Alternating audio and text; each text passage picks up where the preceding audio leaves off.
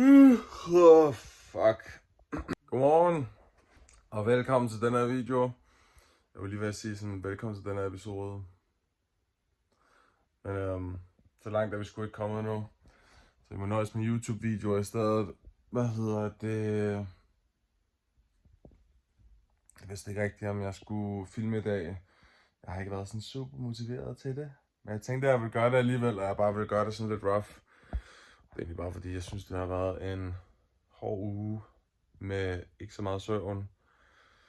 Bare en hel masse andre ting, der har kørt lidt i baggrunden, som jeg gerne vil fokusere på. Blandt andet det her virksomheds coaching halløj. Jeg synes, der har været lidt tryk på. Jeg har nogle gode idéer, og jeg har fået skabt mig lidt momentum, så jeg er spændt på at se om der kommer noget spændende. Jeg håber virkelig, at der kommer sådan lidt mere gang i den. Jeg har en håndfuld klienter, som jeg er coach over for nu, og der skulle meget gerne komme lidt mere gang i Bixen med noget markedsføring snart, og det glæder jeg mig til at dokumentere, og så får vi se, om det rent faktisk virker, eller om jeg bare spilder min tid og mine penge og hælder det ud i et hul i jorden, eller hvad. Jeg skal til træning om lige over en times tid, så det er sådan det første, jeg lige skal tage mig til. Skal jeg have min kaffe først?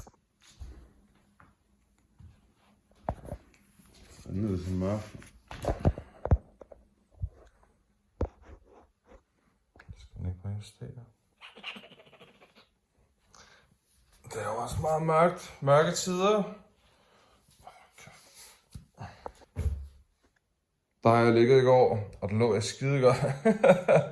Nu har jeg spist al min snacks, mens jeg så filmen. Det er derfor, at puderen ligger på gulvet. Det er sgu ikke, fordi jeg har haft nogle år, jeg har siddet og drukket vin eller noget, bare roligt. Jeg fik spist noget skyld. Smuk dag!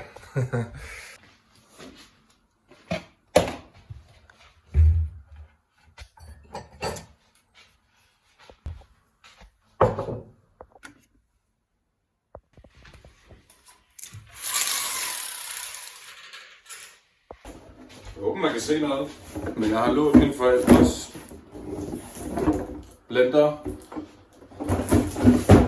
I en af mine gamle videoer, der viste jeg jo, at jeg filmede lidt i forhold til madlavning, og det er jo ikke fordi, jeg har kæmpe ambitioner om, at jeg bare skal være kok, eller bare have styr på køkkenet, eller noget som helst, men jeg havde nogle sjove sådan opskrifter, jeg gerne ville lave, og en af dem krævede en blender, og så lånte jeg mine forældres blender. Og så lige så snart jeg trykkede på start, så begyndte det bare at ryge op af og alt muligt. Så jeg fik ødelagt deres blender, de havde haft i sådan noget plus 10 år.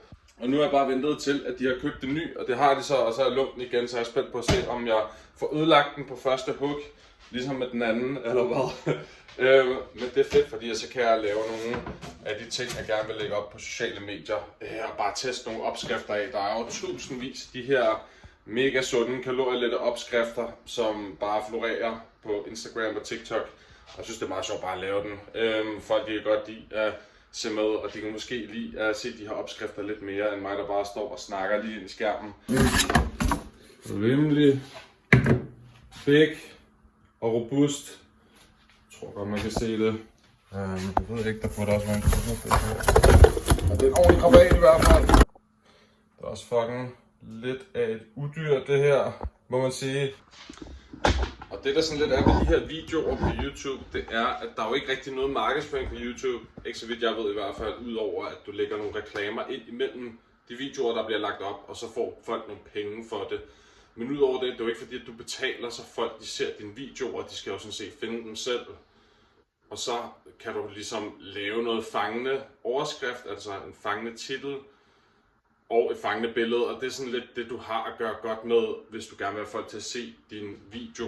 Og hvis du ser på den sidste video, jeg har lagt op i forhold til den her, så kan du se, at jeg lavede et lille eksperiment med, at jeg bare lavede et eller andet totalt basic, og så skulle jeg se, om den fik lige så mange views, altså videoen, som alle de andre. Og jeg ved ikke, om jeg har debunket det lidt, eller altså jeg synes, det er sådan pænt meget det samme, om jeg lægger et eller andet random op, eller om det er sådan mega clickbait, sådan en meget interessant titel. Jeg ved ikke, om jeg har haft mulighed for at gøre det endnu. Jeg synes selv, at det har været sådan lidt mere fangende, end bare at lægge et eller andet billede op af sin mad, eller bare tage et billede fra selve videoen. Der er ikke rigtig noget, der er sådan mega Instagram-venligt eller noget i mine videoer. Så jeg vil sige, at jeg har prøvet at redigere og lave en ordentlig thumbnail, i stedet for bare at tage et eller andet random billede, man finder i løbet af videoen. Men jeg ved ikke, om det rent faktisk spiller en rolle. Det kan være, at jeg skal eksperimentere lidt mere med det, men jeg har tænkt mig at tage den thumbnail nu. Og det bare skal være noget med den her. Og så kan jeg kaste det ind i Canva, som jeg redigerer alle mine fotos i, også til min Instagram og ja, mest bare min Instagram, ikke så meget min TikTok. Men der, hvor jeg redigerer alle mine billeder, det er inde i Canva. Der plejer jeg at smide det derind, så har det nogle geniale templates, så man kan sidde og redigere det og gøre det meget nemt for sig selv. Så skal jeg bare finde på en fange til det. Men det er sådan rimelig meget processen. Jeg plejer altid at gøre det dagen efter, men nu er det søndag. Så jeg vil rigtig gerne bare have det overstået på den måde, at jeg har jo ikke rigtig mulighed for at stå og tage et billede i dagslys i morgen, fordi jeg er på arbejde. Så det vil jeg kaste mig ud i nu. Jeg har fået taget min thumbnail. Og man ved aldrig, om det bliver godt, før man sidder og kigger billederne igennem. Så finder man ud af, om der lige sidder et eller andet i næsen, eller om håret det ikke er sådan lige så perfekt, som man troede. Mit hår er jo altid mega perfekt, fordi jeg klipper det selv. Ikke så meget mere. Jeg står lige og drikker min kaffe ud, min nummer 2 kaffe, så jeg er klar til at give den gas til kampsport sammen med min kammerat.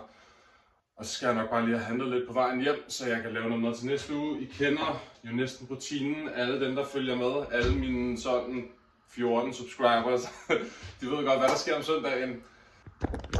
Men det er i hvert fald hvad der er på programmet og agendagen lige nu og her. Jeg skal til at have noget tøj på meget snart, fordi klokken er ved at være 20 i, tror jeg. Jeg skal være der klokken 11. Så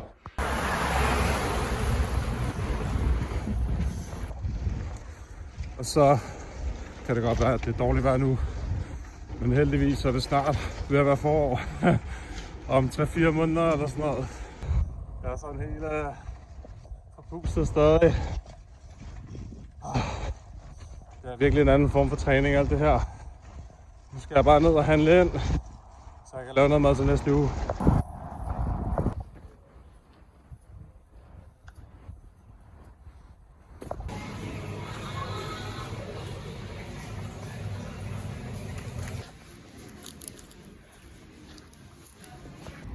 Så spørger jeg bare, hvem har brug for en Mercedes, når man har sådan en der anordning? Ej, kæft. Jeg får røde kender. Det er filmen er også koldt, mest fordi det blæser så meget udenfor. Men jeg er kommet hjem, og jeg magter virkelig ikke at lave mad. Så jeg tænker, at jeg laver sådan en plastermanøvre, hvor jeg bare skynder mig at gå i gang og få det overstået så hurtigt jeg overhovedet kan. Inden jeg skal tænke for meget over det, eller inden jeg får sat mig ned i sofaen, så tror jeg bare, at jeg er til at komme i gang. Det var sådan set det. Så er der kommet mad til næste uge, og jeg har lavet lidt ris også.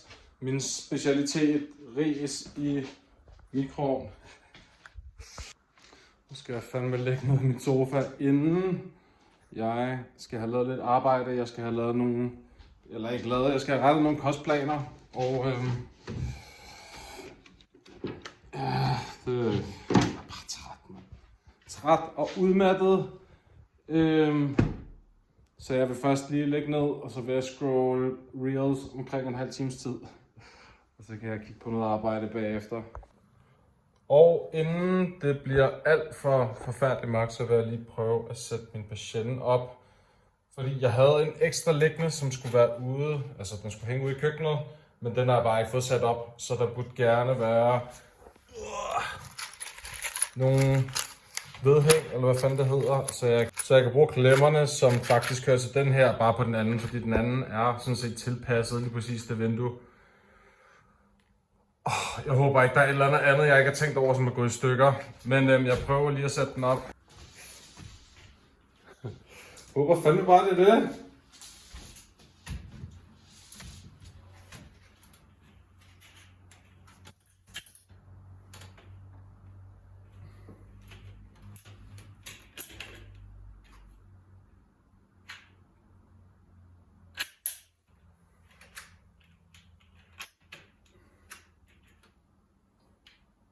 er sådan rimelig stabil. Så hvis den ikke gør noget mere.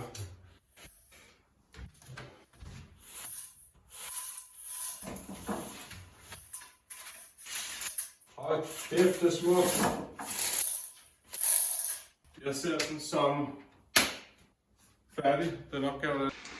Jeg har fået ordnet nogle kostplaner og skal til at lave min egen mad nu. Nu har jeg jo kun lavet mad til hele næste uge, så mangler jeg bare lige min aftensmad i dag. Og jeg er kommet frem til at skære det. Pasta, grøntsager, kylling. Nemmere bliver det sådan set ikke. Og så har jeg tænkt mig at smide noget af det her på. Jamen lige tykker munden. Og så sidder jeg bare og ser noget Netflix. Der sker ikke så meget. Jeg tror ikke, jeg holder så længe. Fuck, så var bare en evighed at tykke munden. Klokken den er lige over 6:30. Og jeg skal tidligt i seng. Jeg har været så mega træt her på det sidste. Jeg har ikke lige fået prioriteret min søvn. Men jeg er virkelig spændt på at se, om jeg kan få taget mit sociale mediegame til det næste niveau. Når nu jeg får noget hjælp, og jeg skal til at markedsføre mig selv derudad, så behøver jeg ikke at bruge så meget tid og så mange kræfter på at bare lægge op hele tiden på sociale medier. Det er jo ikke noget, jeg er så stor fan af. Jeg kunne godt bare holde mig til YouTube, og så bare gøre det noget oftere.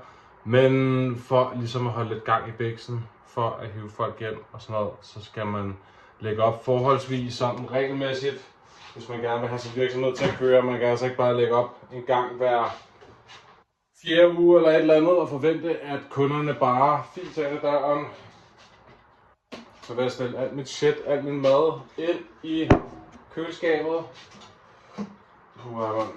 Jeg synes, det har været en rigtig hård uge, men jeg glæder mig i hvert fald rigtig meget til at se, om der sker noget nyt snart.